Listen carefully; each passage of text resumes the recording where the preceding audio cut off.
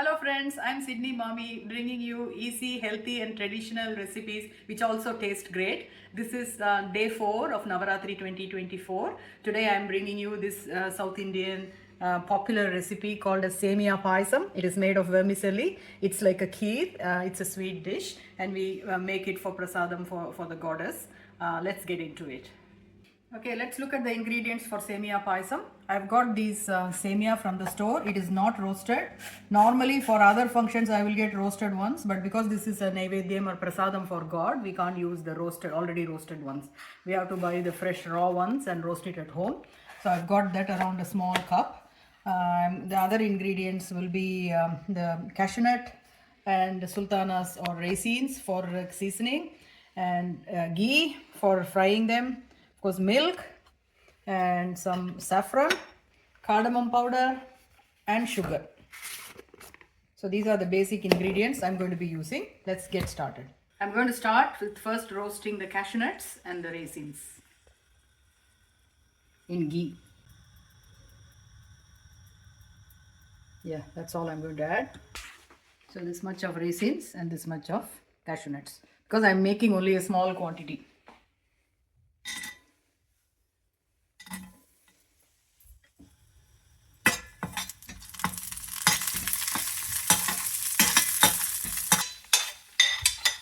They're all in the cashew nuts is in golden color. You can see that. So the next is to put the Semiya in it. There is some neigh left all over. The ghee is already there. If in doubt, maybe add a bit more.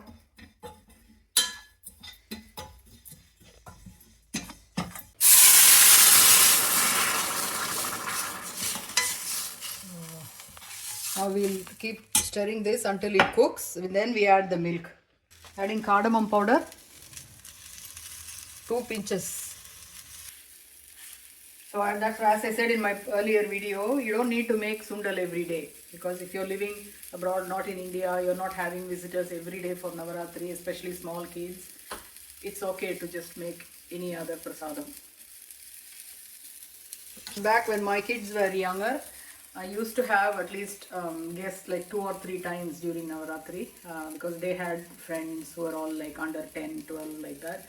At that time I used to have like 3 days, like people used to come and eat and sing songs and play with their friends. So it was all like a really like a nice party for the kids as well. So even now I maintain that tradition of having my son's friends over for Navaratri. Now I'm only doing 1 day or perhaps 2 days.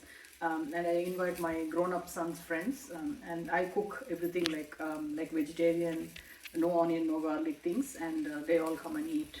They are from different nationalities as well. Okay, I think it's time to add the milk now because it's almost cooked. So we just add now the milk for the color and for the flavor. So I've added about half a cup of milk. This is a good time now to add the saffron. I don't actually soak it in milk like other people do. I just add it in the hot milk. As I said in my channel, everything is easy to do, but still tasting great.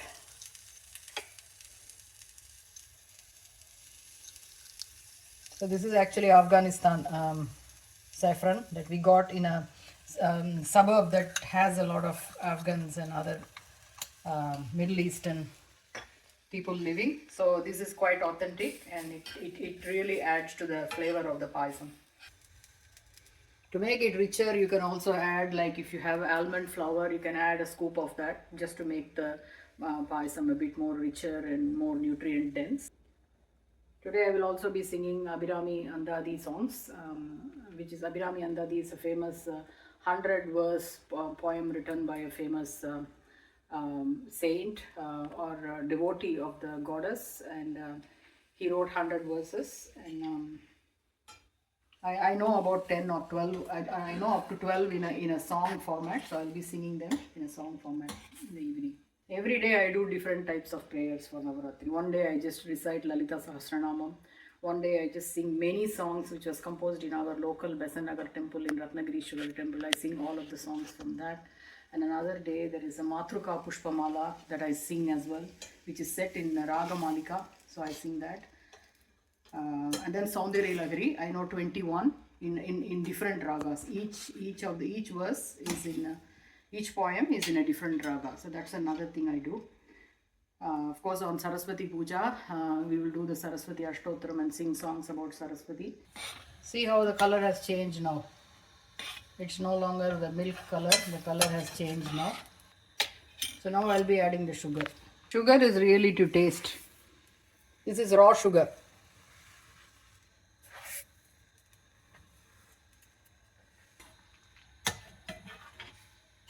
So just let it all mingle together for a few minutes, 2 minutes, 3 minutes, and then the payasam is ready. If when you are serving it and if it's cold, it could become thicker, you can add more milk or you can add hot water. You can't taste it until you do the Naivedyam. So if it is less sweet and you want to add more, you can taste it after the Naivedyam and add more sugar and boil it a bit more as well, like this. Okay, I'm turning it off now.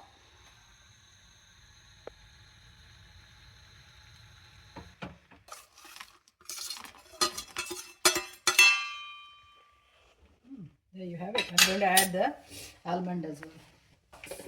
So just almond flakes.